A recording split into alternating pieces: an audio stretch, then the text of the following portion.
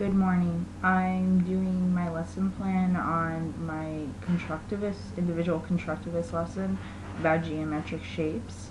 I made this format for ages kindergarten to first grade.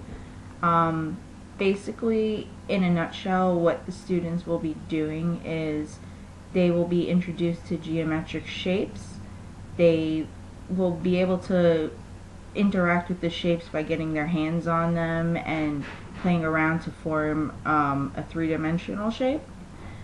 They will learn how to identify and classify geometrical solids and comparing it to numerical quantities. They will need building blocks or geometric solids for this, and they will also need books for stacking. I adapted this lesson for students with IEPs and 504 plans by having them work with paraprofessionals as well as reciting the directions multiple times.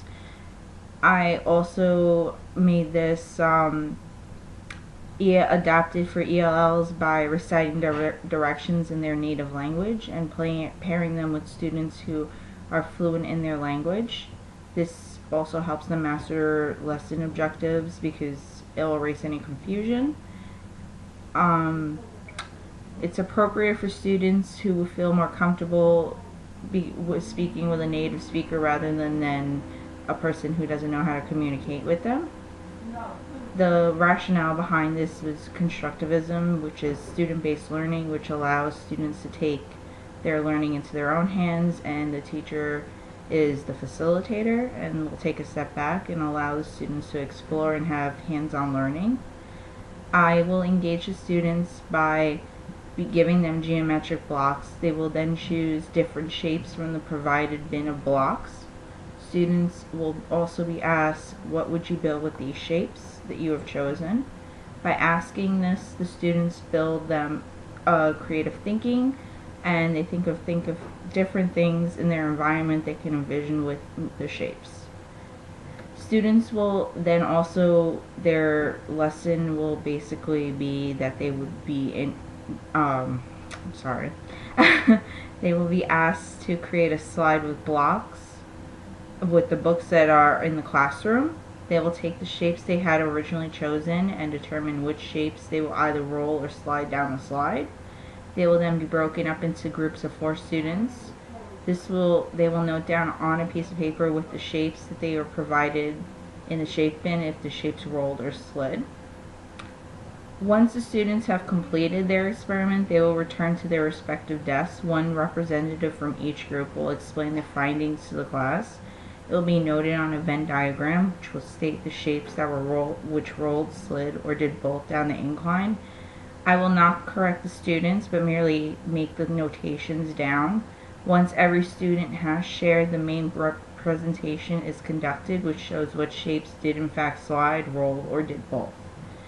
I will use the smart board by having a follow-up activity to start to target any problems that they may have in understanding shapes with or their names.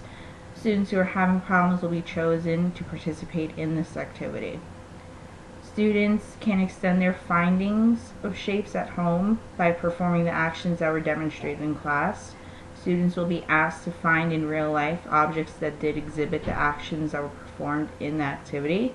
They will be able to test out the objects by performing the said lesson again. I will relate the lesson by asking the students where they see the shapes in their lives.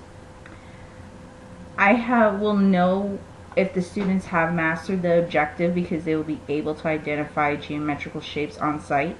They will also know the properties of the shapes based upon the experiment that was conducted in class. They will be able to identify different shapes in their lives outside of the classroom. They will be assessed based upon the worksheet submitted in class as well as a mini quiz on shape names. The assessments will consist of a shape being held up and students writing down what was said and if it can roll, slide, or do both. After the lesson, the students' learning varies in subjects taught. It can either be a good or bad experience for both the teacher and student. I enjoyed having the students be able to learn on their own and me only guiding their learning. In regards to group pairing, I would pair based upon heterogeneously rather.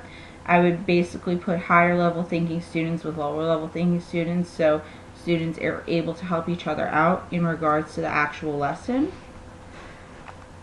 I felt that this lesson was a good way for students to learn about shapes, and it's very hands-on, it's interactive, and they're doing something fun, which would be involving making their own experiment and then having them test out their own theories to see what, based upon the size and the properties of a shape, whether it would slide or roll, or do both in fact. And based upon while doing this lesson, I thought that the kids would overall enjoy the whole entire lesson. They had fun with each other, but it made the kids talk and share their theories, and then at home they were able to identify shapes more easier because of it.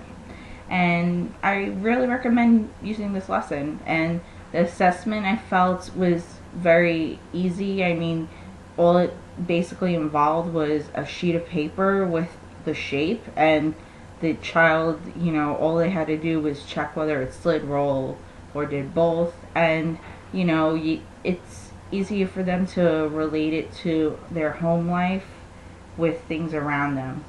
And overall, I enjoyed doing the lesson. Hope this was sufficient. Thanks.